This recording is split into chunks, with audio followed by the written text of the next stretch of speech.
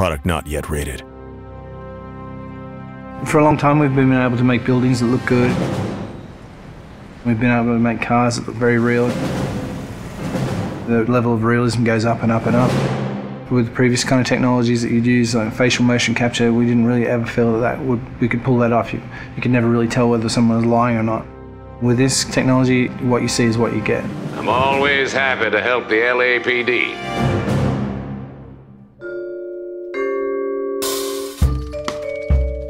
We started research on it about 5 years ago. Back then, only research groups were really doing it, this kind of 3D mesh generation from optical cameras. We thought that there might be some application for what we were doing, and this story is a detective story, so the believability of the actors' performances is key to gameplay.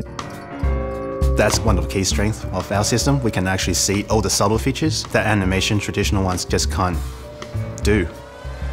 Cole Phelps, traffic. What have we got? It's really acting a scene in two parts. The motion capture and then the motion scanning. The motion capture captures all the body movements and where people look, so it gives you all of the eye lines. Regulator valve. Good find. Then we move over to this studio where an actor would typically go into makeup in the morning and then have their hair done in a 1940s hairstyle. Then they'd come into a room and sit in the seat behind me, and what the rig does is capture a volume around them. You've got cameras not only around, but also looking upward and downward as well. So any kind of movement is going to cut out some of the information. And they deliver their lines, and as they talk, they get processed and turned into 3D. And action. So the guys' names that I've been seeing doing the repairs on the heaters, they're fully licensed and accredited. We go from 2D videos to 3D meshes. I think you're lying, Rasik. I think some of your men aren't fully licensed. To compressed versions for the game.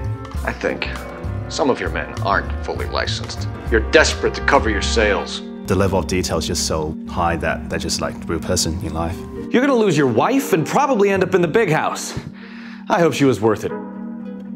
Being in the depth analysis room is a process that most people have never experienced. It's such a new technology. It's a constant close-up is what it is, but it's a close-up from 360 degrees. There's something pretty special about knowing that you will be recreated, but in another type of form. I saw myself today. Blow it off, Cole. These artsy-fartsy types always get a little flighty. It's me. LAPD, drop the weapon! Oh, you think I'm some kind of nut job? What proof have you got? A big theme of this game is dishonesty and to detect when people are lying. You couldn't have done that in the past. Why are you lying to me, Varley? The better you are at reading people, the more things it'll reveal, and the story goes different ways if you do that. The only way you're going to get rid of me is to give me an answer. You're out of your depth here, detective, and you're asking the wrong questions of the wrong people. Having this realism really helps. You're literally talking to that person and then seeing how they behave by asking questions. Why did you kill Mrs. Terrellson? I have no recollection of the people I have killed. So what if I took a look around that car? You can't be accusing me of nothing. You've got the wrong guy.